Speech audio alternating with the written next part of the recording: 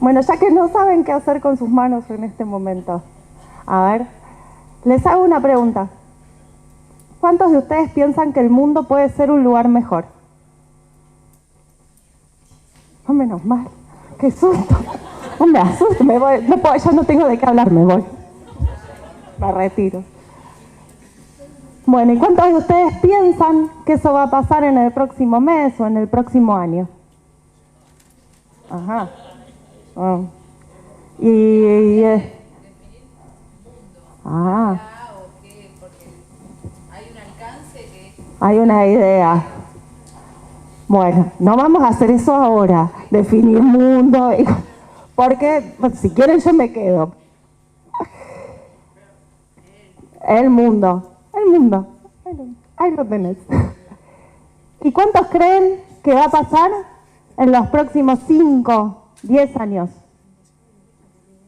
Que el mundo pueda ser un lugar mejor. Ah, bueno, un poco pesimista, esta sala de gente pesimista. Bueno, entonces quizás todo el resto que sí cree que el mundo cree que puede ser un lugar mejor, piense que va a pasar, no sé, de acá 20, 30, 50 años. ¿Me quedé? Ah. ¿Sí? Ahí, me levantan la mano entonces. Ah, bueno, en algún momento va a pasar. Por ahí sí, todos tenemos una idea de cómo el mundo puede ser un lugar mejor, o qué tendría que pasar para que el mundo sea un lugar mejor. Pero quizás no sabemos cómo ponerla en práctica. Yo no vengo con una receta para darles de cómo el mundo va a ser un lugar mejor. Pero sí vengo a mostrarles que quizá hay algunas herramientas con las que poniendo el lente un poco de cerca o mirando como abuelo de pájaro, podemos hacer mejor algunos lugares en los que habitamos.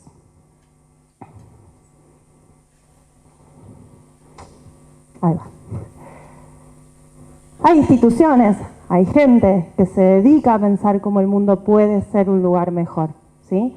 De hecho, por ejemplo, las Naciones Unidas en el 2015 creó los Objetivos de Desarrollo Sostenible, con una agenda que era para el 2030, digo acá a 5 años, ¿no? Cerquita, falta poco. De esos objetivos, lamentablemente solo el 20% están cumplidos. Venían como de una expectativa muy alta con los objetivos del milenio que superaron las expectativas. Pero bueno, pandemia de por medio, ¿no? Algunas diferencias entre países, topográficas, políticas, económicas, que tampoco vamos a discutir hoy acá, han hecho que quizás no se lograran. Por ahí podemos pensar que un mundo mejor es un espacio para pensar muy ampliamente en organizaciones, en estados, pero la verdad es que quizás la invitación de hoy es a pensarlo un poco más como nos propone Eduardo Galeano. Muchas personas pequeñas, en lugares pequeños, haciendo cosas pequeñas, pueden mejorar el mundo. Era verdad, pasaba rápido. Esta es una foto de la terminal, ¿sí? Ahí la esquina, Santa Fe y Cafferata, digo bien, ¿no? Porque rosarina no soy, pero ya llevo unos cuantos años. El edificio casi como lo conocemos ahora, la mayoría de ustedes lo conocen, algunos autos, personas, no sé, poca iluminación, arboledas, ¿no? Y esta, una foto de ahora, bastante actual. Cuando, no sé, el mercado del patio ya existe, ya no es más el patio de la madera. Una fisonomía muy distinta, edificios, árboles, mucha iluminación. El edificio sigue siendo el mismo, sigue habiendo autos, sigue habiendo personas, ¿no? Quizás podemos preguntarnos un poco cuánto desde esa inauguración hasta ahora han cambiado las cosas. Y pongo las cosas así como medio entre comillas, porque cuando hablamos de las cosas, parece que hablamos como de una especie de entidad que lo abarca todo, ¿no? Cuando a uno le preguntan cómo van las cosas, puede decir algo como, no, sí, hoy me va bárbaro porque pude, no sé, subirme al techo y cambiar una lamparita que quería cambiar hace un montón de tiempo, O podría estar pensando en, no sé, tuve una epifanía, ¿no? Y pude resolver cuál es el sentido de la vida.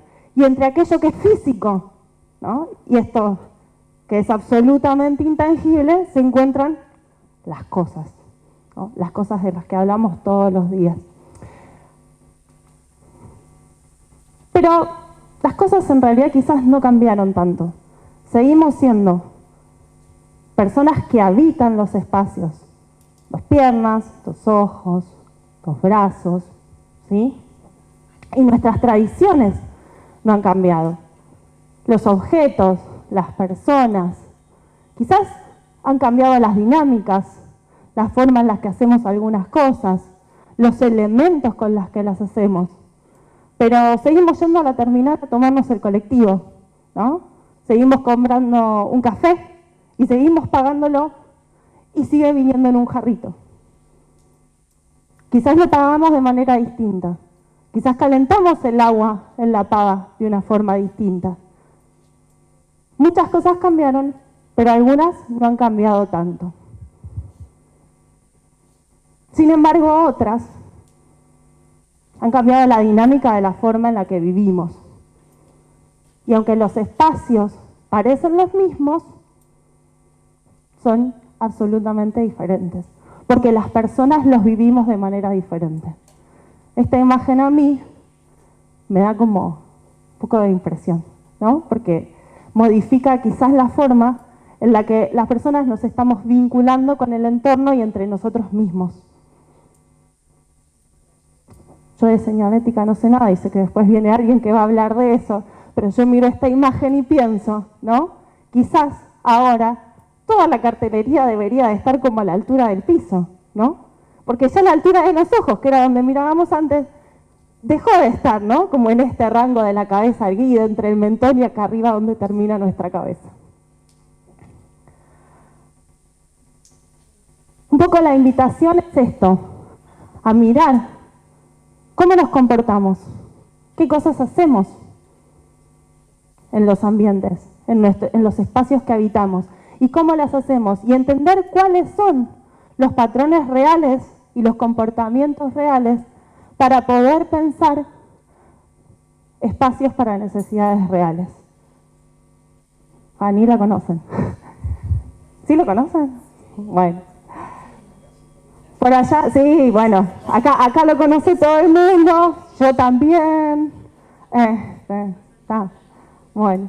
Pero lo conozcan o no lo conozcan, yo les cuento, estos eran los supersónicos, dibujados por unos dibujos animados, hechos por Hanna-Barbera, por el 1962, que hablaba de cómo viviría la gente entre de una forma medio cómica y otro tanto ridícula, en el 2062, ¿sí?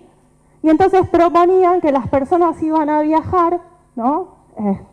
Las familias iban a viajar propulsadas por el aire, iban a tener un robotito que les limpiara la casa, no iban a caminar más, iban a andar como en cintas transportadoras, iban a aprender a través de las pantallas, iban a recibir comunicaciones con señales y ver no sé, los jefes los llamaban a través del televisor y así muchas cosas que en ese momento parecían lejanas y que iban a suceder 100 años después, hoy a 2025, 40 años antes, están sucediendo, ¿no? O sea, las pasamos ampliamente. Esto ya es, no sé, las videollamadas, wifi, la internet, casi que no llega, a algunos lugares no llegó, es cierto. Hay gente que se dedica a esto, ¿no? Se dedica a pensar el futuro. Hay una diseñadora india que se llama Anab Jain que dice, yo vengo del futuro, y cuenta cómo trabaja en tecnologías en conjunto con otros profesionales pensando y desarrollando aquellas que en realidad pueden construir los futuros posibles. Esta imagen es de una propuesta, de un trabajo de investigación que se llama el aviario. ¿Qué es el aviario?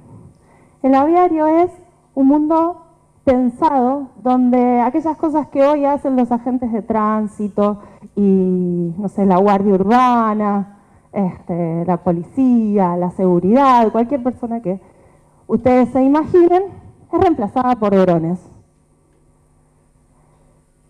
Y si podemos superar como ese ruidito de heladera encendida todo el día, ¿no? Como de tener como todos los drones por la cabeza y podemos vivir con eso, que conocemos ruidos peores, entonces tendríamos como sobrevolando algunos drones por la cabeza, como diciendo, no, no señor, usted está cruzando por el medio de la calle, vaya por favor y cruce por la esquina, no sea aerosol, que acá no queremos que usted pinte sus grafitis, ¿no? Y luego no vaya, no pise ese pasto, que ese pasto está verde. Díganme ustedes por qué no podemos pisar el pasto verde de las plazas. Qué triste. La realidad es que tenemos que cuestionarnos estos futuros. La idea de estos drones sobrevolándonos la cabeza y diciéndonos todo qué podemos hacer y qué no podemos hacer, quizás en un momento puede parecer reguladora y organizativa, pero termina por ser controladora y abusiva quizás, ¿no? Un poco hay que inquirirse, interpelarse y preguntarse cuáles son las posibilidades de ese futuro posible.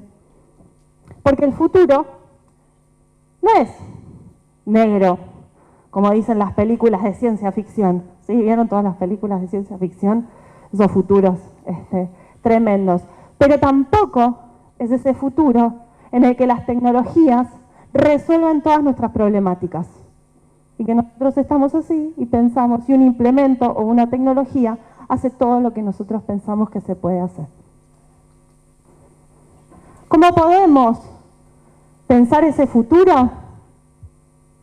A partir de lo que ya conocemos, a partir de lo que sabemos que podemos elaborar. Es decir, seguimos siendo personas, seguimos sintiendo, oliendo, pensando. Podemos empezar a pensar en el futuro pensando qué podemos respirar, qué podemos sentir, qué vamos a tocar, qué vamos a hacer en ese futuro posible. Ya dejo de andar. Se le terminó la pila. ¿Te enojaste, Javier? Yo lo que vengo hoy es a traerle dos herramientas mucho más terrenales y a contarles cómo podemos mirar los espacios, ¿sí? Primero muy de cerca y después bastante más de lejos para poder empezar a pensar cómo es diseñar para el hoy y cómo sería diseñar para el futuro. Así que vamos más cerca, ya llegamos a Cafferati Santa Fe, bueno, ahora estamos parados ahí. ¿Qué vamos a mirar? Es tan sencillo como saberse las vocales. ¿Qué miramos primero? ¿Qué actividades se hacen? ¿Qué actividades se hacen en el lugar? ¿Cuáles son públicas? ¿Cuáles son privadas? ¿Cuáles se hacen según el clima? ¿Cuáles se hacen de día? ¿Cuáles se hacen de noche? ¿Quiénes las hacen? ¿Qué pasa cuando quiero hacer una actividad para la que el lugar no está preparado? ¿Se pueden hacer todas las actividades para las que el lugar está preparado?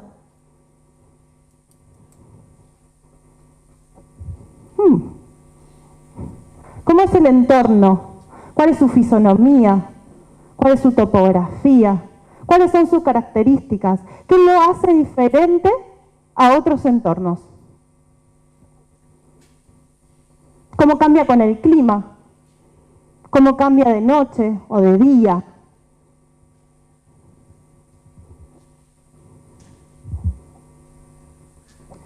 ¿Cuáles son las interacciones que se dan en el espacio? ¿Cómo se vinculan? ¿Qué tipo de interacciones son? ¿Son interacciones humanas, comerciales? ¿Son interacciones con los objetos? ¿Entre objetos y personas? ¿Entre personas y personas? ¿Entre las personas con el lugar? ¿Qué sucede? ¿Cómo se entremezclan? ¿Saben lo que es? No, porque lo miran raro, es nada, alguien comprando un algodón de azúcar. Está enojado esto conmigo. ¿Cuáles son sus objetos? ¿Hay objetos en desuso? ¿Por qué están en desuso? Los objetos que se usan para lo que se tienen que usar. ¿Cómo los usan las personas? ¿Cómo se vinculan las personas con esos objetos? ¿Los usan de manera adecuada? ¿Los usan para otras cosas? Las personas que hacen actividades en estos lugares, ¿tienen los objetos que necesitan o deben llevar sus propios objetos? ¿Los objetos están en condiciones? ¿No están en condiciones? ¿Por qué? ¿Qué objetos podrían faltarle? ¿O qué objetos les sobra?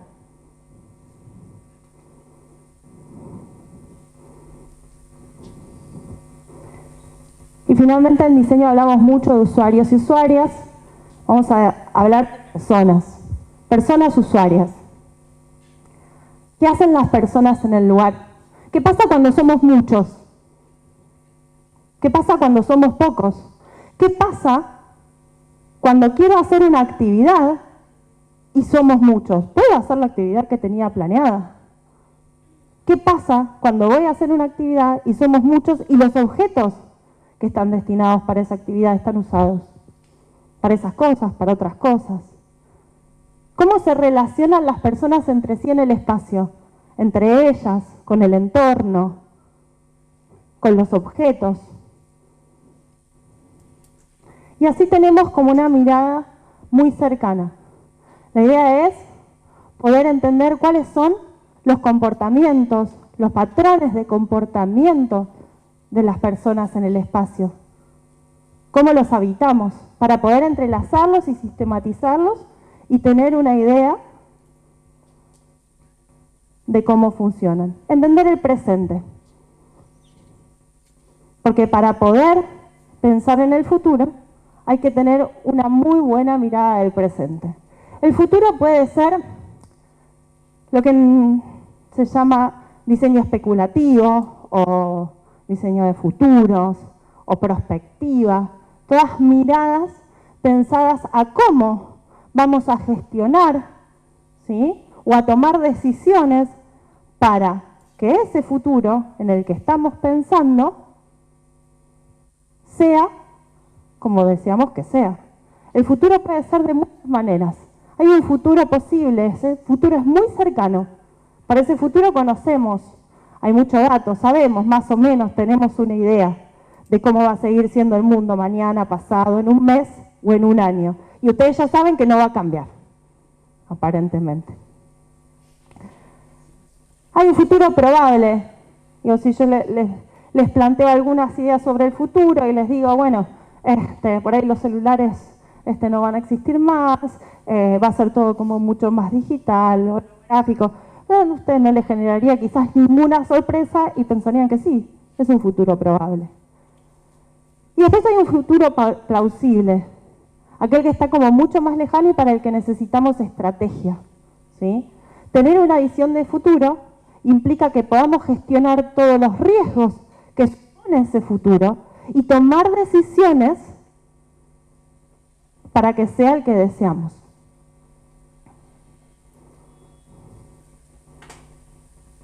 ¿Cómo se hace eso? Para poder gestionar el futuro, primero hay que saber mirar al pasado. La primera mirada es hacia atrás. Es pensar, por ejemplo, bueno, si hablo, por ejemplo, de la notebook. Hoy, la notebook, andamos todos. Si miro para atrás, la PC de escritorio.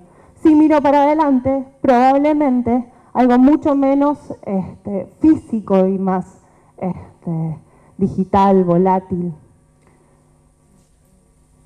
Pensar qué sucedió, o qué sucedía, o qué dinámicas sucedían, qué haceres teníamos 20 años atrás, nos permite entender cuáles son los hechos, cuáles son los sucesos, cuáles son los quiebres que significaron que hoy estemos como estamos.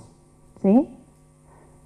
No sé, la creación, entre comillas, de la internet, el desarrollo del teléfono digital, ¿no? Ciertas tecnologías, las baterías, el uso de baterías que nos permiten tener en el bolsillo elementos que pueden durar como todo el día y entonces podemos salir, vincularnos con ellos y mirar así, no vincularnos con nadie más. Entender esos sucesos nos permite entender la estrategia de cómo después pensar ese futuro. Para pensar y mirar hacia el futuro, tengo que conocer muy bien el presente. Quiénes somos, qué hacemos, cuáles son nuestros rituales, cuáles son nuestros usos y costumbres, con qué objetos, qué tecnologías, qué procesos hacemos uso en este momento, para criteriosamente entender cuáles son las señales o las tendencias que van a generar un quiebre, que pueden establecer un cambio de paradigma, que pueden significar un cambio en el hacer hacia más adelante. Esto que parece dicho como simple, ¿no? Y superfluo, en realidad implica una investigación ardua y profunda de las políticas, de los cambios sociales, de los cambios culturales, de los cambios tecnológicos, para poder observar detenidamente y entender cuáles son las posibilidades de esos cambios, qué tendencias van a continuar y cuáles se van a quebrar. El caso quizás más, no sé cómo vengo del tiempo, ya termino igual, ya termino, me das 3 minutos y cierro, y todo lo que tenía para decirles en 2 minutos. El caso más representativo que les puedo decir ahora es el de la Shell. La Shell, ¿sí?, es la empresa multinacional quizás más grande de energías no renovables que existe en este momento. Hace muchos años ya, hace unos cuantos años, la Shell dijo que para el 2050 no iba a producir más combustibles no renovables, fósiles, no iba a extraer más combustibles fósiles, pero iban a seguir siendo la empresa de energía número 1. Ustedes dijeron, ¿qué pasó acá? Bueno, están mirando hacia adelante. Saben que hay 2 escenarios posibles. Un escenario donde va a haber un cambio a energías más sostenibles y otro escenario donde quizás se continúe con los combustibles fósiles, pero que cada vez haya menos recursos y cada vez eso sea más una problemática. Y decidieron cambiar, hicieron un plan y ya saben que en el 2050 no van a extraer más combustibles fósiles y ya saben que van a haber cambiado.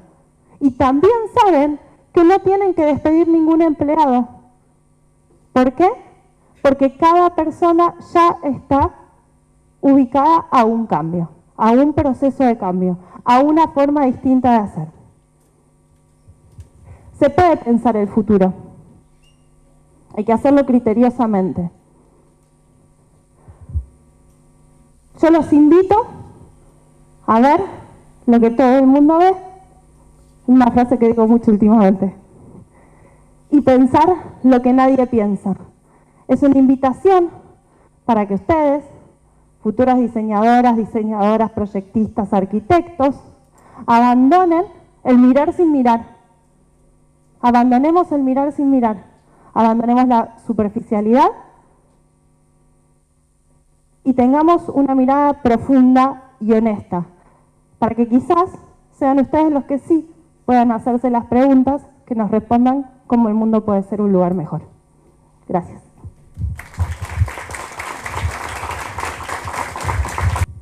Bueno, muchas gracias Como verán, soy de la escuela de Diego. Vengo a sentarme a conversar con ustedes después de las presentaciones de los colegas y colegas. Para mí es un honor estar acá, compartir con tantos estudiantes, con colegas que admiro y quiero muchísimo. Gracias, Javier, por invitarme a participar de un evento que, como decía Diego, para nosotros es novedoso. Siempre estamos como en lugar de los académicos aportando una mirada más bien crítica o analizando en profundidad ciertos fenómenos. Pero bueno, que nos inviten a este tipo de conversaciones también es muy estimulante, es un desafío. Así que bueno, muchas gracias. Mi presentación, como pueden leer, se denomina Imaginarios, la construcción intangible de los sitios en la ciudad. Van a ver que voy a ir dialogando indirectamente con muchos de los temas y de los aportes que mencionaron los colegas recientemente, que dejaron el terreno muy bien abonado para mi presentación. Como sabemos, cada rincón de nuestras ciudades está compuesto por una trama muy densa de elementos, de hilos tangibles e intangibles. Entonces, en esta presentación lo que nos vamos a proponer es desentrañar un poco, ¿no?, cómo se van anudando esos hilos. Y hablamos de nudos porque justamente es ahí, en esa metáfora, ¿no?, que se encierra justamente todas estas relaciones complejas entre los aspectos materiales y los aspectos simbólicos que tienen que ver con la producción de la ciudad, con la producción de los lugares, con la producción urbana.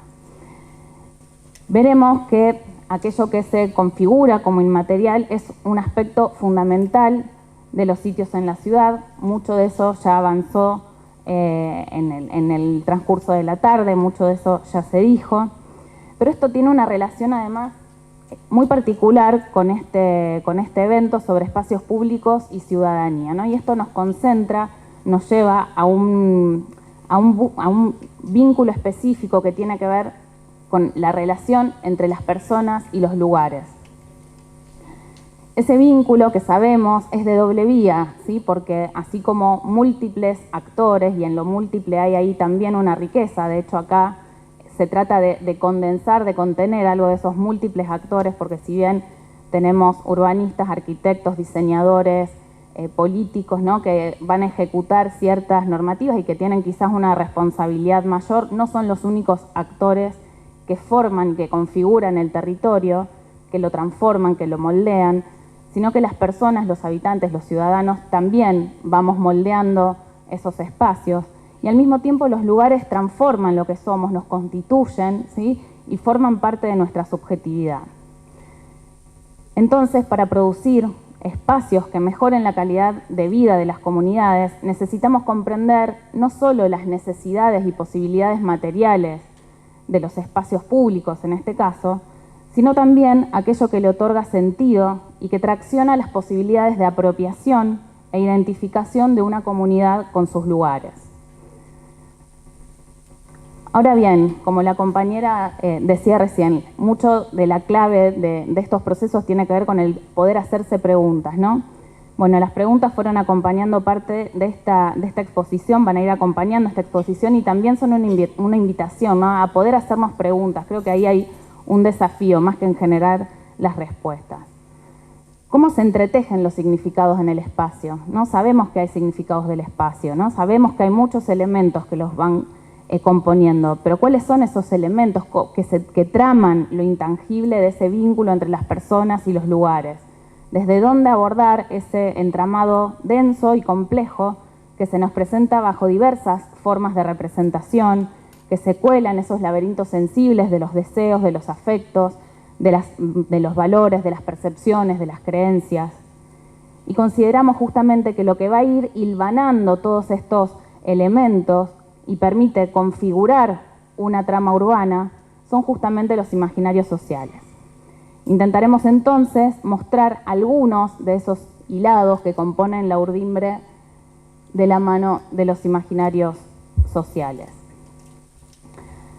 Ahora bien, en primer lugar, sabemos que los imaginarios o lo imaginario, es una palabra que forma parte de nuestro lenguaje común. Por eso es importante, como una primera aclaración, ¿no?, puntualizar de qué hablamos cuando hablamos de imaginarios sociales, porque no nos referimos únicamente a lo fantasioso, a lo irreal, a la capacidad de imaginar, ¿no?, sino que todos estos elementos forman parte, de alguna manera, de los imaginarios sociales, pero no los definen, no se define justamente como lo inexistente o ficcional. Desde una perspectiva sociológica, antropológica, asumimos a los imaginarios sociales como una facultad humana de crear sentido, ¿sí?, de crear sentido, y por ende se le otorga un carácter de productor de lo real, en el sentido de que son reales porque construyen mundo, construyen las posibilidades de darle sentido al mundo e incluso de dotar de realidad a lo que construimos como tal. Son esquemas de significación, ¿sí?, que se construyen socialmente a lo largo del tiempo. Esto les imprime un carácter contextualizado, situado, histórico, que les permite dialogar también en una temporalidad que va a retomar el pasado, va a tomar el presente y va a estar todo el tiempo jugando con el futuro. Hay una temporalidad compleja que forma parte de los imaginarios sociales. En ese sentido, van a ir estructurando también las interpretaciones del mundo. Es decir, que de alguna manera los imaginarios sociales son la condición de lo posible, lo imposible, lo verdadero, lo falso, lo que vale o no vale para una sociedad en un momento determinado. Y en cada momento histórico también coexisten múltiples imaginarios, ¿sí? Son plurales. Hay algunos dominantes, hegemónicos, alternativos, subalternos, ¿sí?, contrapuestos, que muchas veces conviven dentro de un mismo escenario o situación social. Y sin ser homogéneos, son un conjunto coherente de creencias compartidas, de sentimientos, de ideas y de imágenes que conforman una matriz de significados que se aceptan socialmente y que operan en la autorrepresentación de una sociedad y permiten justificar sus acciones, ¿no? Y acá viene otro de las características importantes de los imaginarios, ¿no?, porque muchas veces pensamos que eso tiene que ver con lo intangible, con lo que no existe, con lo que está en el éter, pero no. Los imaginarios sociales tienen una capacidad de producir acciones, son motor de la acción. Por eso se dice también que los imaginarios son actantes, ¿sí?, porque conducen, legitiman o transforman el hacer social, porque participan permanentemente en las interacciones de los sujetos. Y en ese sentido son transversales, ¿no? Son transversales al colectivo social, a los distintos actores sociales. Es cierto que también reponen relaciones de poder, jerarquías sociales, pero no se limitan a esas estructuras. Un imaginario social, para ser dominante, tiene que estar sostenido y apoyado en la multiplicidad de actores. No es que las clases dominantes tienen imaginarios dominantes y las clases subalternas tienen imaginarios subalternos. No se trata de replicar en ese tipo de estructuras la composición del sentido social, sino que justamente el desafío es poder ver cómo esos sentidos que se presentan como dominantes en cada momento o como alternativos en cada momento van permeando distintas capas sociales. Y esto se relaciona con las funciones que tienen los imaginarios en la sociedad, ¿no? Justamente a partir de ellos es posible crear y darle entidad a lo real. Esto significa instituir los sentidos que definen cierto orden social. También permiten mantener y justificar ese orden social a partir de procesos de legitimación, de construcción de consensos sociales, ¿no?, que favorecen cierta regulación de la vida colectiva. Pero las significaciones también cuestionan ese orden establecido, permiten disputar los sentidos, los modos de hacer, movilizan las acciones de transformación y engendran la potencia del cambio, ¿no?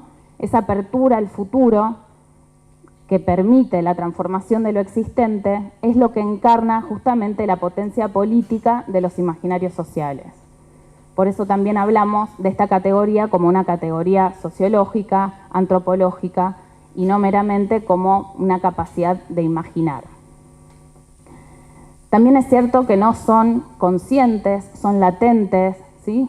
Uno no se sienta en una mesa a diseñar un imaginario social, sino que están en la mente de las personas, actúan y se manifiestan en las prácticas, en los discursos, en las narraciones, en los mitos, en los artefactos y en múltiples representaciones sociales. De esta manera se van constituyendo como una red de significaciones que articulan los sentidos, los valores, las creencias con las prácticas espaciales. Cada sociedad, en el transcurrir de su historia, va configurando sus espacios en función de estos imaginarios. Por eso también se transforma en una categoría importante al momento de acercarnos a un espacio, de analizarlo y mucho más cuando tenemos el poder o la posibilidad de intervenirlo, ¿no? Esa potencia intangible que constituye los imaginarios sociales participa activamente en la forma, en la morfología que va adquiriendo el espacio urbano y también en los modos en que una sociedad lo vive, lo experimenta y lo significa. Por eso, como cuando hablaban del caso de las centralidades, muchas veces un entorno que en su momento fue muy importante para una sociedad va perdiendo importancia y se transforma en relevante un sitio que hasta el momento era marginal, ¿no? En esa fluctuación de sentido, en esa fluctuación de sentido social es donde radica también la potencia del imaginario. Podríamos pensar, por ejemplo, que lo que denominamos espacios públicos son la institucionalización de cierto imaginario social que se va construyendo y modificando con el tiempo. Nos permite comprender cómo emergen y se materializan, por ejemplo, las ideas higienistas del siglo XIX, cómo se transforman los sentidos del espacio público como lugar de encuentro, de producción de ciudadanía, cómo resignifican también su identidad a partir de esta noción de espacios públicos verdes, con infraestructuras sustentables, ¿no? Cada época va acompañando también de una serie de significaciones que se van plasmando en el espacio de maneras distintivas, ¿no? Algo de esto comentaba Diego, por ejemplo, con las perspectivas para pensar el espacio público y cómo hay distintas significaciones que van constituyendo no solo esas perspectivas, sino la forma en que se va materializando en el espacio. En síntesis, hay una estructura de significación sobre la que se crea, transforma y disputa la construcción del espacio urbano, sus lugares y los sentidos que van adquiriendo los diferentes sitios. Pero ¿qué elementos enlazan los imaginarios sociales? ¿No? ¿Qué se articula a esa estructura para darle espesor en la vida de las ciudades?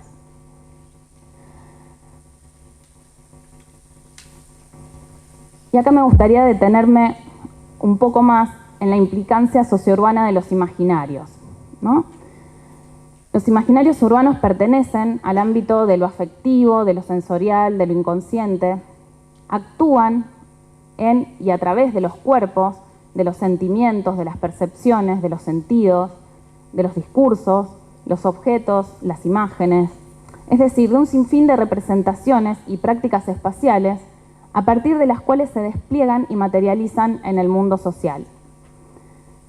Los imaginarios nos permiten acceder a las condiciones simbólicas de la materialidad, pero al mismo tiempo nos invitan a abordar las condiciones materiales de eso simbólico, ¿no? En el ámbito urbano.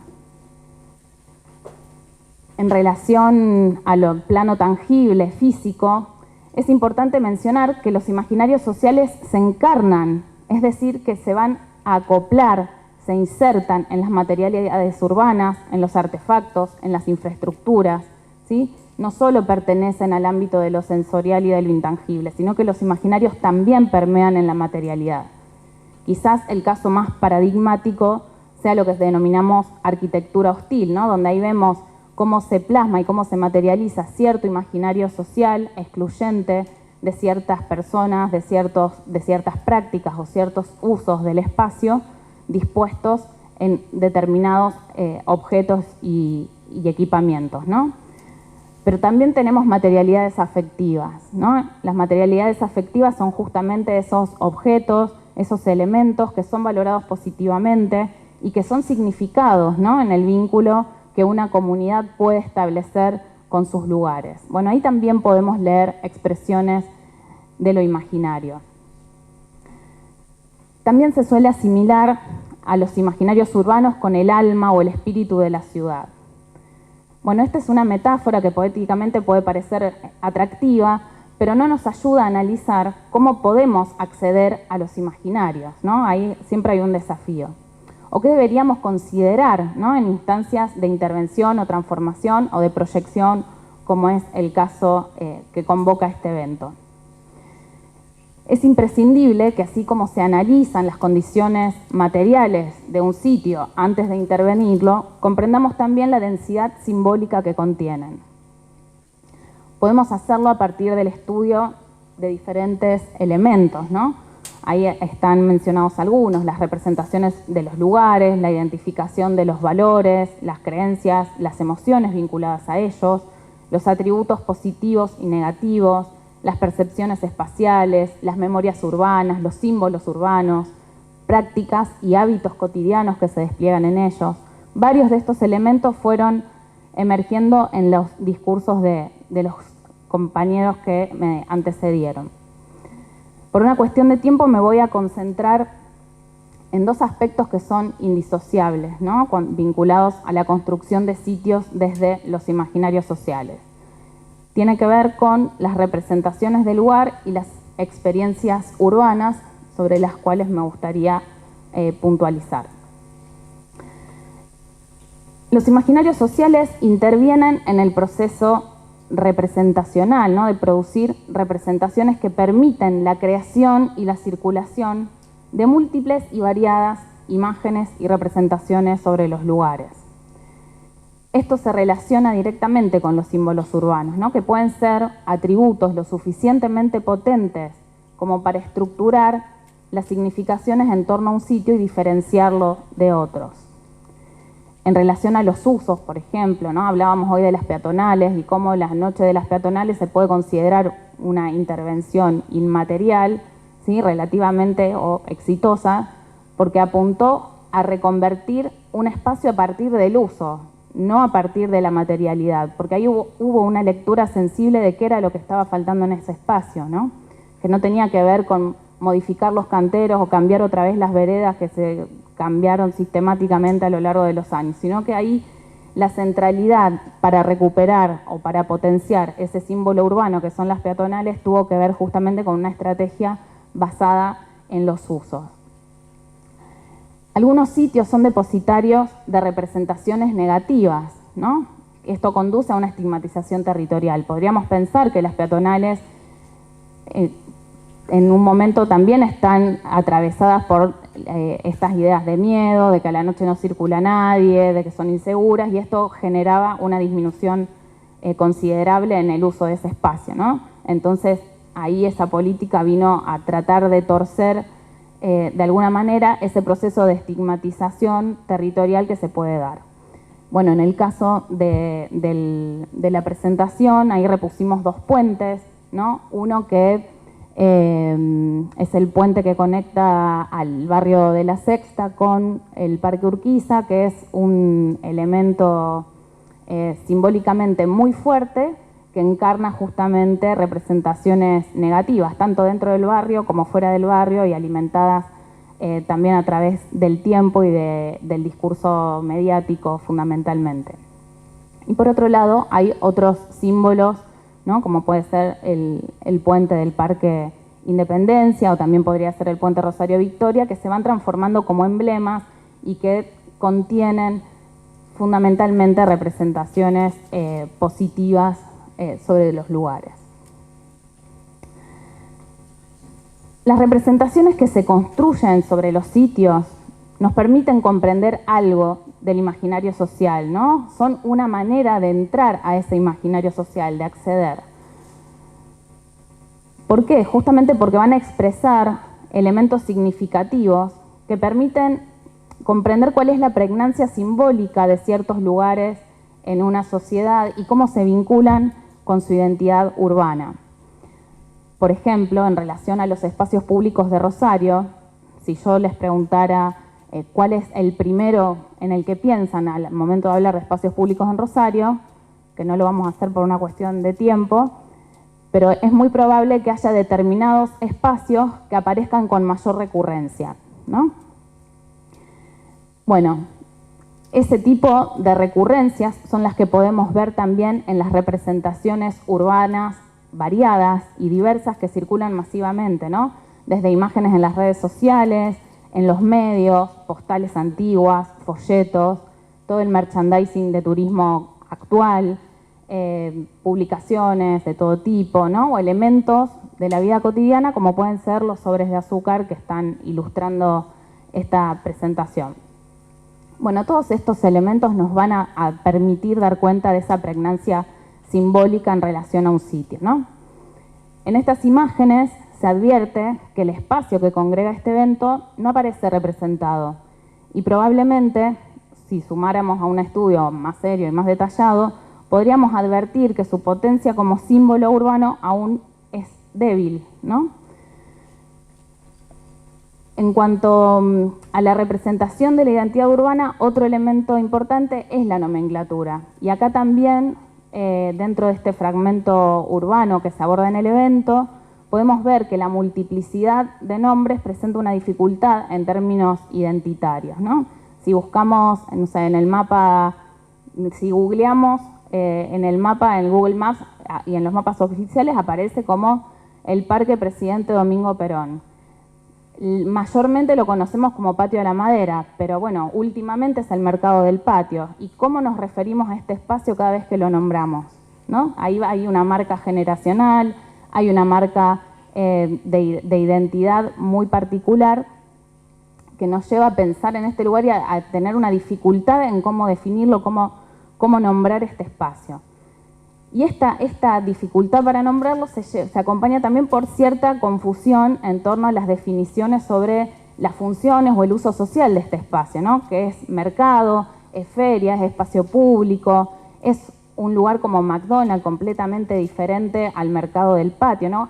Hay una serie de lógicas y funcionamientos diferentes, divergentes, que se congregan en ese espacio, pero siempre hay una representación que sobresale, ¿no? Podemos ver en los discursos oficiales, municipales, en los sitios turísticos, incluso en el folleto turístico de la ciudad, se lo define en la sección de ferias y no aparece referenciado nunca en la sección de parques o de naturaleza. Entonces, ahí podríamos también, ¿no?, proyectar un análisis muy liviano en este ejercicio que es más bien ilustrativo y ver, bueno, cuáles son las significaciones que componen el imaginario social sobre este lugar, cuál es el peso que adquiere, si es un lugar que tiene más peso simbólico como mercado o como espacio público, si es un lugar para consumir, para encontrarse. Bueno, hay una serie de elementos que están ahí jugando fuerte en relación a la identidad que va a ir adquiriendo este lugar y de alguna manera a cuál es la pregnancia simbólica que tiene este sitio para la sociedad rosarina actual, ¿no? Que no es lo mismo que a lo mejor hace unos años cuando se inaugura el Patio de la Madera. Bueno, ahí tendríamos que hacer un trabajo más minucioso con Diego y ver qué pasó, ¿no?, en esos momentos con esas intervenciones.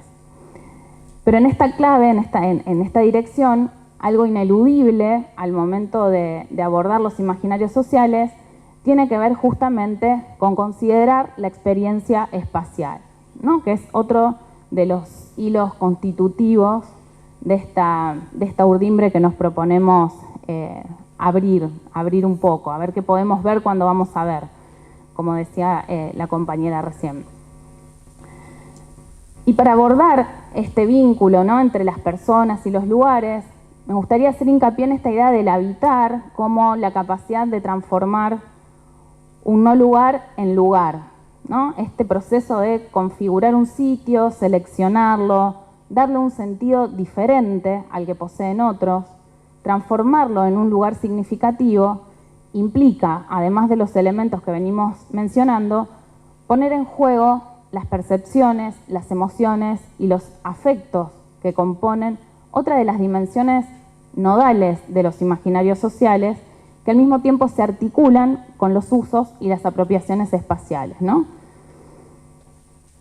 Y aquí cobra centralidad la experiencia urbana, porque la entendemos como una práctica social significada, ¿no? Se une el sentido social con la acción social y es ahí, en esa experiencia, donde los imaginarios van a tener una manera también de actuar y de expresarse.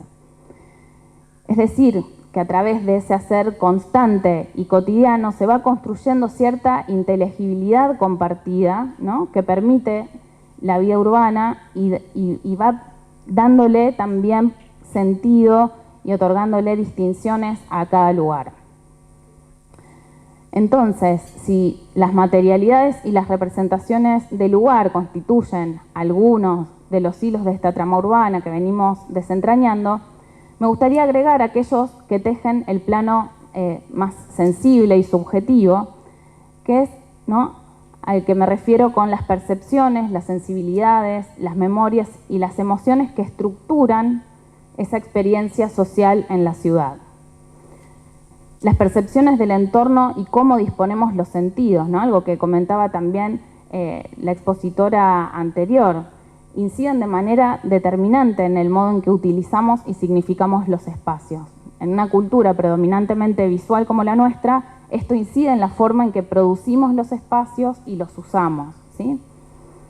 A su vez, la experiencia espacial se articula con la identidad urbana, por ejemplo, a través del sentido de pertenencia a un lugar.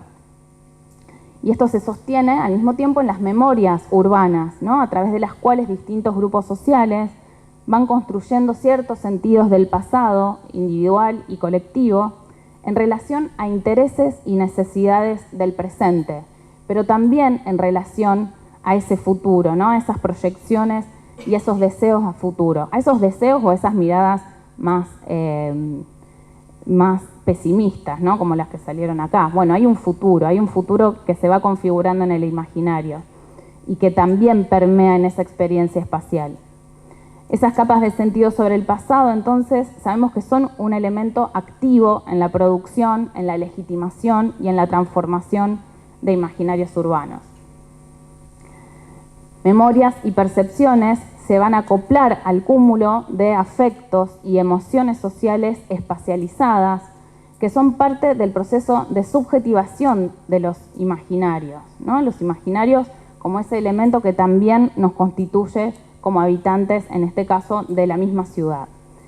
Recordemos que los imaginarios sociales son materia prima de la experiencia urbana, habitan en nuestros sentidos, en nuestras percepciones. Las percepciones y los sentidos no son ajenas a los imaginarios sociales, a partir de los cuales construimos mundo, otorgamos sentido e incluso nos disponemos a la experiencia sensible, ¿no? Eso que parece tan físico, tan intuitivo, también está permeado por los imaginarios sociales, ¿no? No en todas las culturas y en todos los momentos las percepciones del espacio son las mismas, ¿no? Y eso también es un elemento interesante para pensar en esta relación entre los espacios y las personas.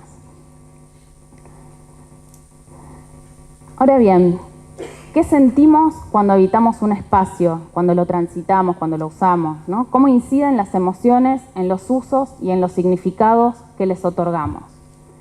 Bueno, está la relevancia de este aspecto que existen términos específicos para dar cuenta de cómo se articulan las emociones y los lugares, ¿no? El primer término es la topofilia, donde se funden los conceptos de sentimiento y lugar para definir justamente el lazo afectivo que establecen las personas con los lugares. En contraparte está la topofobia, que es el sentimiento de rechazo a un lugar, ¿no? Y nosotros cuando estamos en un lugar también estamos vinculándonos con este tipo de sentimientos.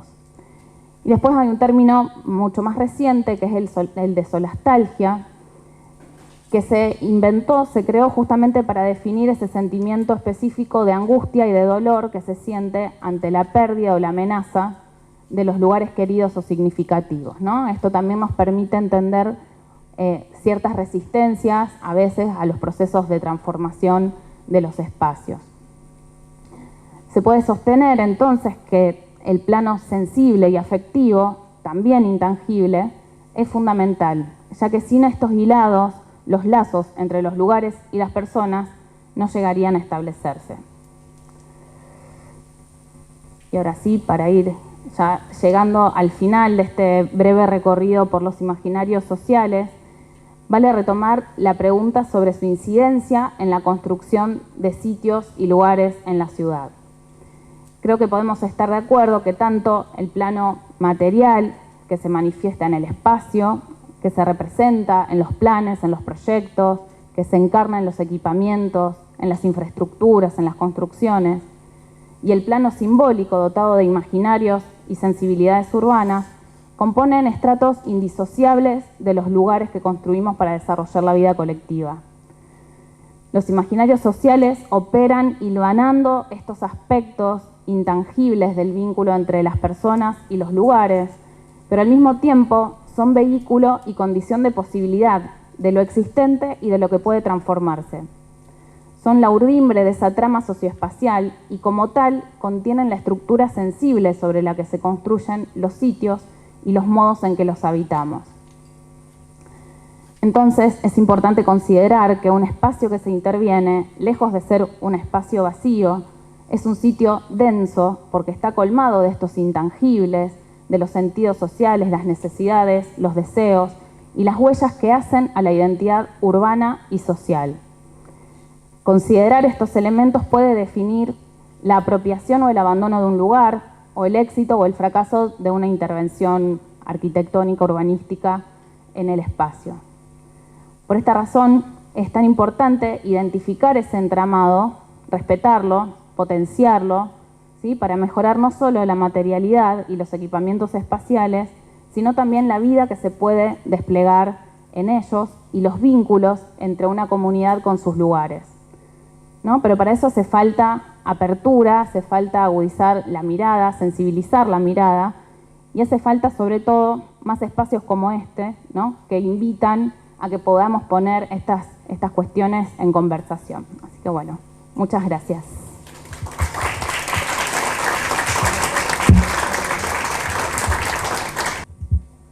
Bueno, muchas gracias.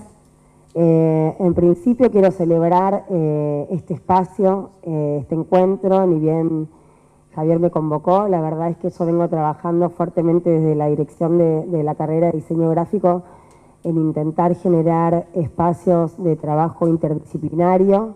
Muchas veces cuesta, estamos al lado, compartimos bar, compartimos café, compartimos aulas, compartimos docentes en muchos casos, pero esta interdisciplinaridad no sucede y la verdad es que estos espacios favorecen y hacen que realmente pongamos a trabajar juntos, nos pongamos a trabajar juntos, a ver cómo piensan otros colegas, que me di cuenta que pensamos muy parecidos. Es más, siento que voy a repetirme muchas de las cosas que voy a decir en esta presentación al haber escuchado la presentación de otros colegas que vienen de otras áreas, de otras disciplinas, pero bueno, evidentemente hay muchas cosas que compartimos y que pensamos juntos. Yo voy a hablar específicamente de la señalética y traté de pensar esta charla justamente para dar alguna herramienta, no solo a los estudiantes de gráfico, sino también, que por ahí lo venimos trabajando un poquito más o pensando un poco más, sino también para las otras carreras que tenemos aquí en la facultad y las otras disciplinas que también se suman. El nombre de la charla es Señalética, la comunicación gráfica hace espacio público, que en realidad no la puse yo, fue una sugerencia de Javier y me pareció súper interesante pensarlo desde ese lugar. Bueno, y en primer lugar decir que la señalética es un elemento esencial para mejorar nuestra reinteracción con el entorno urbano. No solo se trata de colocar señales para indicar direcciones, sino que es una forma de comunicación visual que guía, informa y que organiza los flujos de personas dentro del espacio público. Una señalética bien diseñada puede o debe facilitar la orientación, ayudar a las personas a encontrar su camino en lugares complejos o desconocidos. La articulación del sistema, lo que nosotros mayormente trabajamos, tiene que ver con tres palabras que son orientar, guiar e identificar, que es lo primero que hacemos cuando llegamos a un lugar. Primero preguntarnos dónde estamos, tratar de ver cuál es el camino correcto que tenemos que seguir para llegar a un lugar y después ver si llegamos a destino. crear identidad y cohesión visual, reforzar la identidad visual de una ciudad o un área o un barrio, ayudar a construir una imagen de marca para espacios públicos que genere pertenencia, un poco de lo que estuvieron hablando en las exposiciones anteriores, cómo reforzar este contenido simbólico que tenemos de nuestro lugar, ver para eso cuáles son las cosas que nos identifican. En tercer lugar, optimizar el uso del espacio, ayudar a gestionar el flujo de personas, evitando congestionamientos y mejorando la experiencia de ese espacio. Mejorar la accesibilidad, contribuir a que el espacio público sea inclusivo, incorporar elementos de diseño accesible. Y en quinto lugar, promover la seguridad al indicar rutas de evacuación, normas de comportamientos o áreas de riesgo que pueden existir en la zona.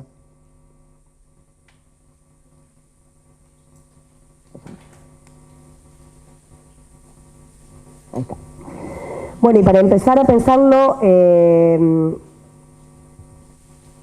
vi en la relación, esto pasó, me parece que hay una anterior, ¿eh? No, la relación entre la arquitectura, el diseño gráfico y el diseño industrial y cómo pueden interactuar en este trabajo las tres disciplinas. Por su lado, el diseño a través de tipografía, color, iconografías, otros elementos gráficos, se crean señales que no solo sean legibles, sino también intuitivas, que deben ser claras y fáciles de interpretar. Para los estudiantes de gráfico esto puede ser a lo mejor más sencillo porque es en alguna forma fusionar conocimientos que ya vienen trabajando, que vienen transitando en distintas materias, conocimientos de tipografía, de retórica de la imagen, actividades que hayan realizado en taller de diseño. En relación con la arquitectura, la señalética debe ser coherente con la estructura arquitectónica del espacio. Esto incluye tanto la ubicación física de las señales como también su relación con el entorno arquitectónico y la relación de las señales con el usuario. Para esto también es importante ver lo que venían hablando en las exposiciones anteriores, de ver cómo es ese usuario, para quiénes son, si es para chicos, si es para grande, a qué altura tenemos que ubicarlas y demás decisiones pensadas en relación a ese usuario. Y muchas veces es la arquitectura misma la que provee la información y la señalética lo que hace es complementar eso que la arquitectura ya de alguna forma delimita. Si entramos, por ejemplo, a un lugar donde hay un pasillo estrecho, probablemente la única posibilidad que tengamos es avanzar por ese lugar y a lo mejor la función que tiene la señalética en ese caso es informar qué hay después de ese pasillo, con qué nos vamos a encontrar y a qué lugares vamos a llegar. Muchas veces esto sucede, a veces en una forma extrema, como el ejemplo de un pasillo estrecho, y muchas veces con algunos elementos como recorridos que se plantean en el suelo, algunos senderos que se marcan, pero ver cómo podemos favorecer a que eso que la arquitectura ya está mostrando, reforzarlo o poder agregar un poco más de información que sea necesaria para eso. Y en relación con el diseño industrial, bueno, para nosotros este es un vínculo crucial cuando hablamos de la fabricación de las señales, la durabilidad que tienen que tener en el espacio público. En diseño industrial interviene también en creación de elementos de señalización más complejas, de mobiliario urbano, de algunos otros elementos que querramos o que consideremos importante incluir en este diseño. Y para nosotros es una ayuda importante cuando hablamos de ergonomía, de materiales, de sistemas de sujeción, de aspectos legales. Todo esto reforzado con lo que venían hablando del estudio y de ver de dónde van a estar esos materiales, a cuáles son las cosas que van a estar expuestos, si pueden ser o no vandalizados, si van a tener que soportar la inclemencia del paso del tiempo, cuánto pensamos que tengan que durar, cuál es el aspecto que querramos tener en cuenta en relación al aporte que hagamos con esos materiales para lo económico, cuál es también el aporte ambiental que podemos hacer en la toma de decisión de cuáles van a ser esos materiales.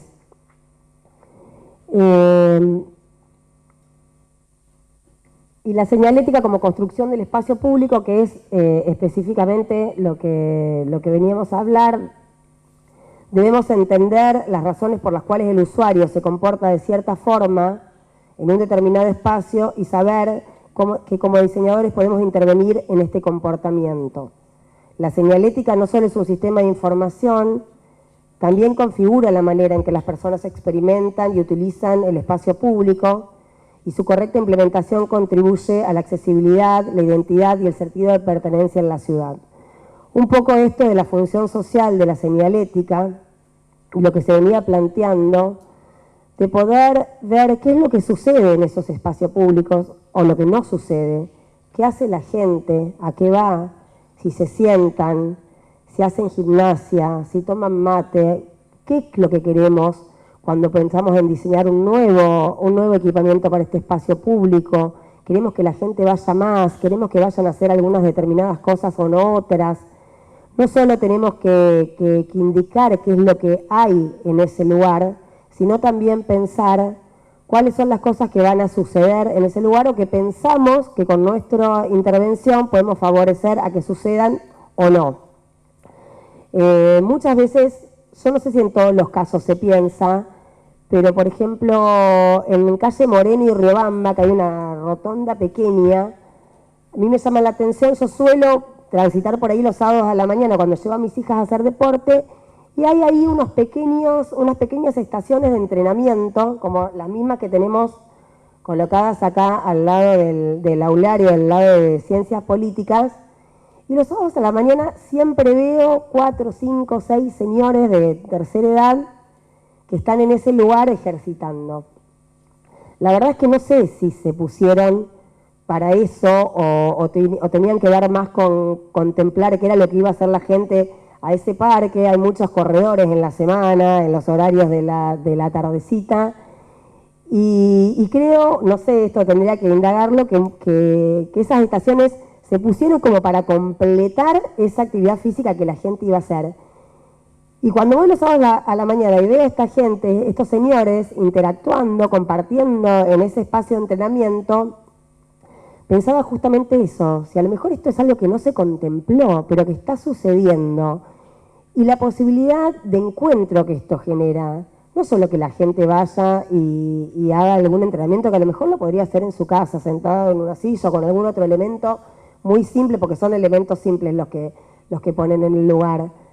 Pero sí hay una realidad que me llamó la atención, que sucede y que son 5 o 6 personas interactuando que a lo mejor no lo harían de otra manera, que genera un espacio de encuentro, personas que a lo mejor se encuentran en una situación de bastante soledad, que muchos de ellos pueden llegar a vivir solos, y cómo algunas cosas que no pensamos también suceden. Lógicamente lo ideal es que podamos pensar todo esto, porque a lo mejor con estas intervenciones generamos esa posibilidad de encuentro, que a lo mejor no era para lo que estaba pensado o diseñado.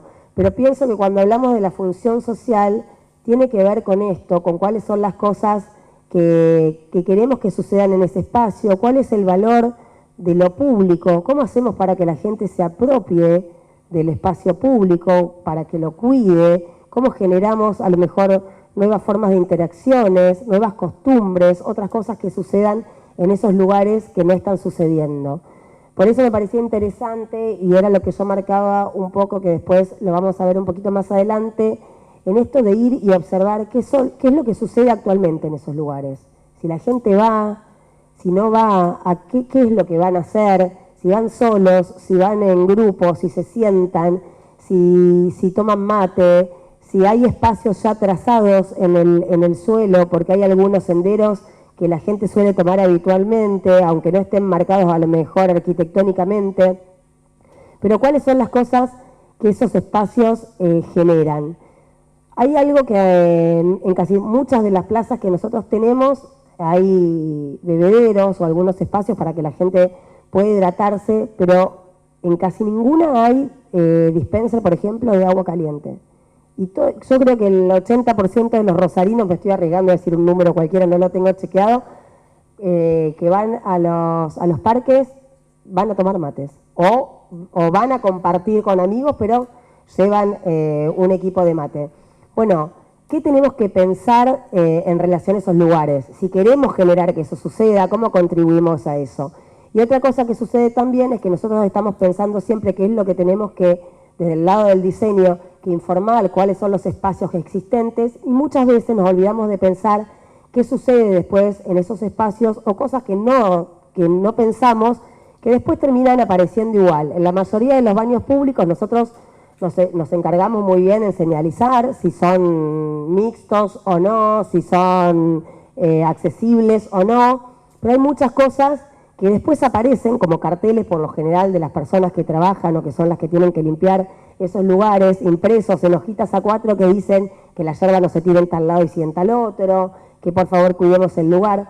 Pensar también en formas que favorezcan esta comunicación.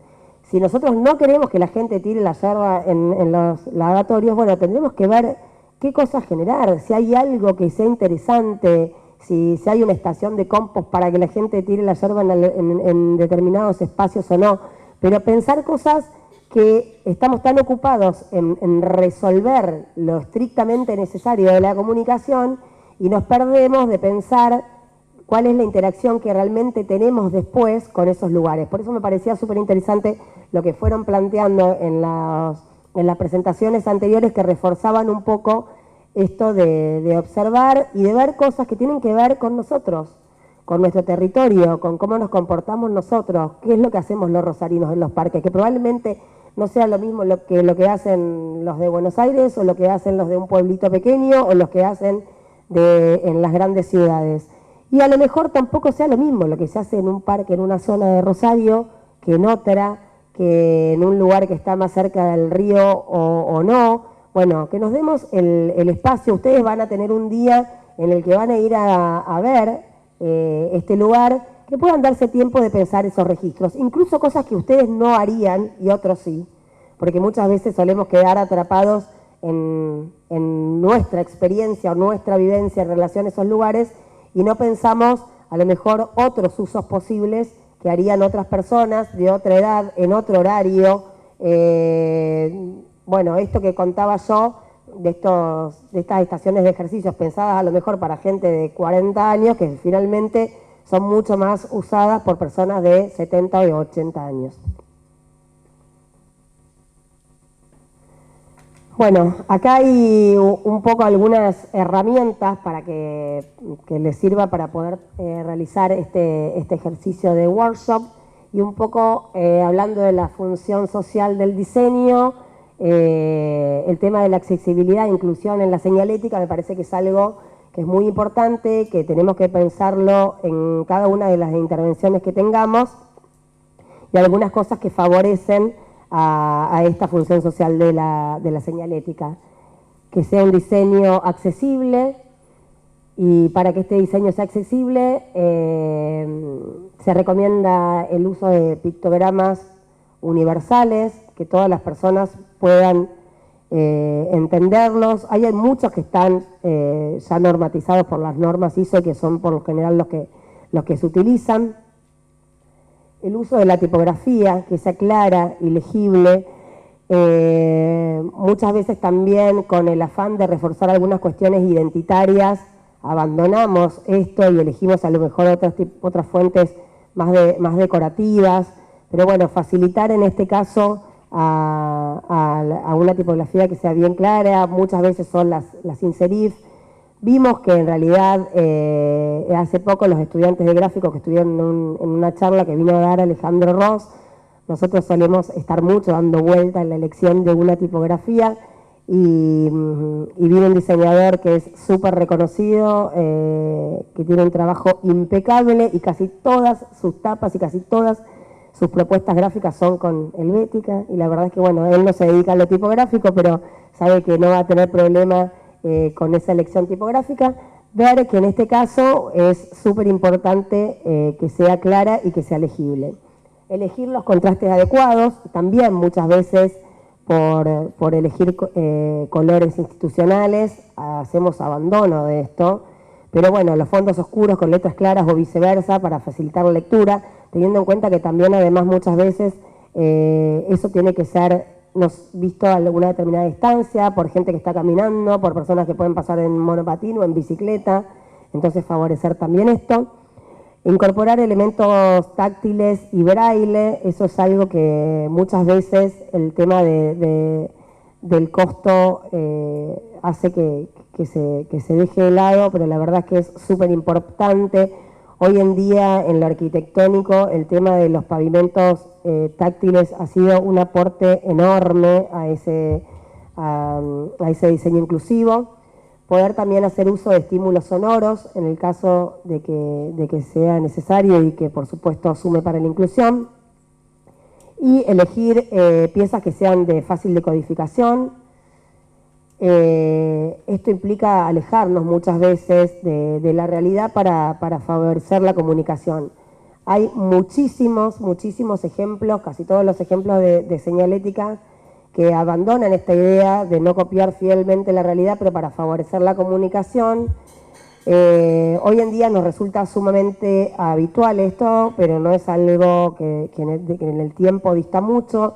Un gran ejemplo de eso fue cuando se hizo el diseño del subte de Londres y ver cómo la intención era marcar de cada una de las líneas de subte, de qué lugar iba hasta qué otro y con cuáles cruzaba únicamente, sin representar cuál era el recorrido real que esas líneas hacían. Incluso también la elección de los colores para favorecer a esta fácil decodificación y que sea muy simple de entender. Algo más en relación a esto, las estrategias de diseño para una señalética efectiva. Un sistema de señalización bien diseñado debe cumplir con estos principios: legibilidad, un poco lo que hablábamos recién, el tema de la elección tipográfica, las escalas y tener en cuenta las distancias, la universalidad, el uso de pictogramas estandarizados. Esto se ve mucho en los aeropuertos, por ejemplo, que aunque lleguemos y no conozcamos el idioma, fácilmente podemos detectar para dónde tenemos que movernos, para dónde son los arribos, cuáles son los lugares donde hay que dejar el equipaje y demás. La jerarquía visual, emplear tamaños, colores y contrastes para organizar la información de manera clara. Esto también, lo que hablamos antes del sistema de método de Londres y los códigos de colores, los códigos cromáticos que se utilizaron para favorecer esto. Ver el tema también de color, de iluminación, de materiales. Muchas veces nosotros estamos acostumbrados a manejarnos con los códigos de las pantoneras y sabemos incluso de memoria cuál es el color que usa la municipalidad, por ejemplo, para el transporte urbano, para esto, para aquello, pero tener en cuenta que cuando está utilizado en señalética muchas veces tenemos que ver y hacer pruebas en el lugar, con la iluminación adecuada, en el horario que después realmente eso va a estar funcionando y con la materialidad adecuada, porque no responde de la misma manera a una pintura o en condiciones de iluminación diferente o en condiciones de exposiciones diferentes al sol, y etcétera. Y por otro lado, el tema de la economía, evitar exceso de información. Acá hay una frase que le robamos a la arquitectura, menos es más, pero que en diseño también la utilizamos mucho. Y tener en cuenta además, no sé quién, alguien que expuso antes hablaba de esto de que estamos expuestos a la comunicación visual prácticamente todo el tiempo y a la contaminación visual en la que estamos inmersos en las ciudades. Tener en cuenta que muchas veces en este afán de querer poner mucho no contribuimos a que todas esas prácticas que en un principio pensamos que queríamos que sucedan.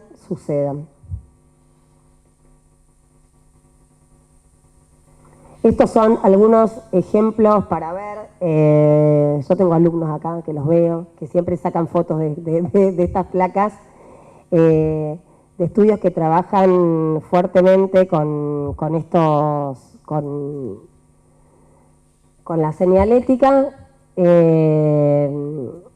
Pueden chequear todas las páginas, ahí están los lugares fundacionales, pero en realidad son estudios muy grandes que la mayoría tienen sedes en muchos lugares. y ver cómo intervienen en espacios arquitectónicos no solo públicos. Hay un montón de ejemplos para poder ver, para poder chequear, para ver la relación que tienen con la arquitectura de los lugares. Y acá hay un ejemplo que les traje, que es el de Walk New York City, que para que tengan algún ejemplo gráfico de esto, que es un sistema de wayfinding, que la señalética y los mapas fueron diseñados por Pentagram, es uno de los estudios que están en la placa anterior, con el fin de facilitar que la gente encuentre los caminos y se mueva con facilidad por Nueva York. En realidad, primero hicieron algunos estudios donde detectaron que muchos de los neoyorquinos no sabían moverse por todos los barrios, sino los que habitaban más frecuentemente, y decidieron realizar este proyecto con unos mappies que colocaron en distintas áreas de la ciudad.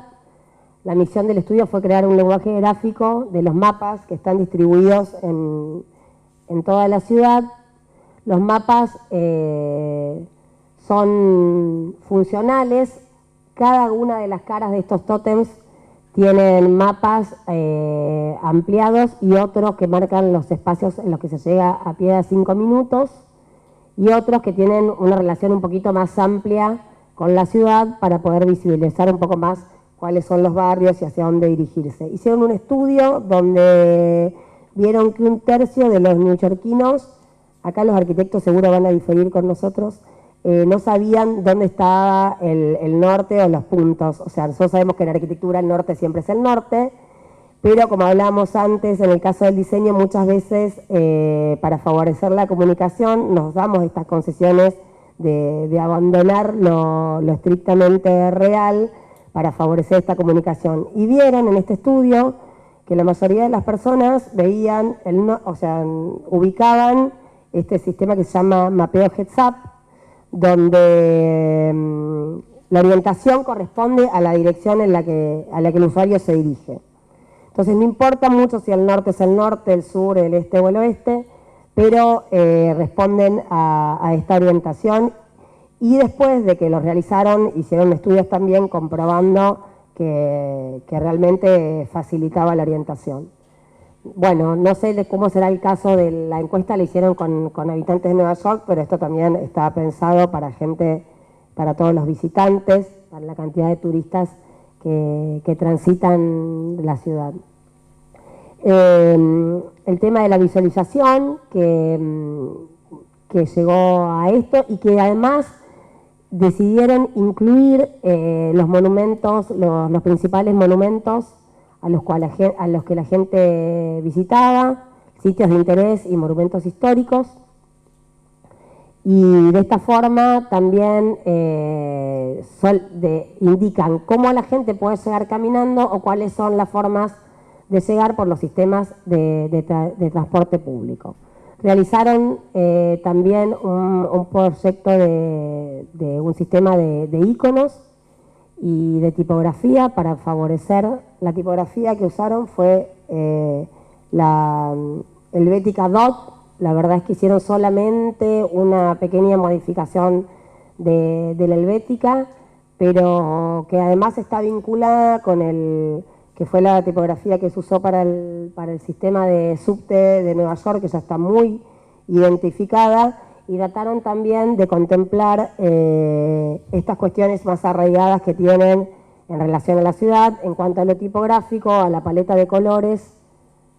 Acá hay algún ejemplo, la paleta de colores que utilizaron también, lo eligieron en relación a los taxis y a cuestiones que tienen muy arraigadas. Y para esto la paleta, la iconografía y la tipografía, no haciendo grandísimas innovaciones, sino respetando un poco lo que ya está vigente en la ciudad. Bueno, un poco quizá resumirles, darles como las cosas más importantes y herramientas que les puedan servir para cuando hagan este recorrido, para cuando piensen, sin entrar en cuestiones muy específicas, porque sé que hay estudiantes de las 3 disciplinas, pero después, buscando y armando esta presentación, vi esta señal que dice nadie es como tú y esa es tu magia.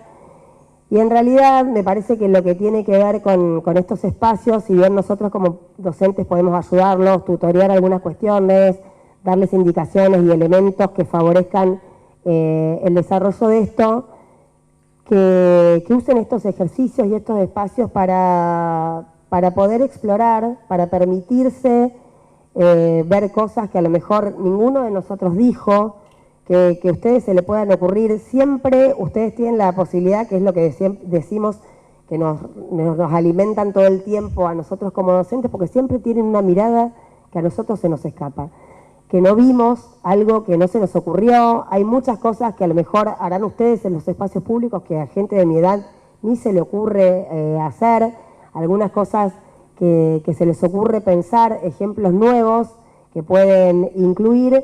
Así que un poco es animarlos a que hagan este tipo de actividades, a que realicen los workshops y que usen estos espacios para explorar, para hacer cosas diferentes, para poder producir cosas distintas, para trabajar con otros fundamentalmente. Ojalá se mezclen, ojalá las producciones no sean por un lado de arquitectura, por un lado de gráfico y por un lado de industrial, sino que puedan retroalimentarse y aportar cada uno desde sus conocimientos y desde el lugar y la disciplina que los apasiona y que los interpela, pero para que puedan realmente llegar a resultados mejores, no en cuanto a un resultado que tiene que ser específico, sino la búsqueda. Me parece que lo más importante de estos espacios es que posibilitan la búsqueda. Así que bueno, los aliento a que sigan participando de estos eventos y que se atrevan a ir a buscar qué ven de ustedes y cuáles son las soluciones que ustedes pueden ofrecer para estos espacios públicos. Gracias.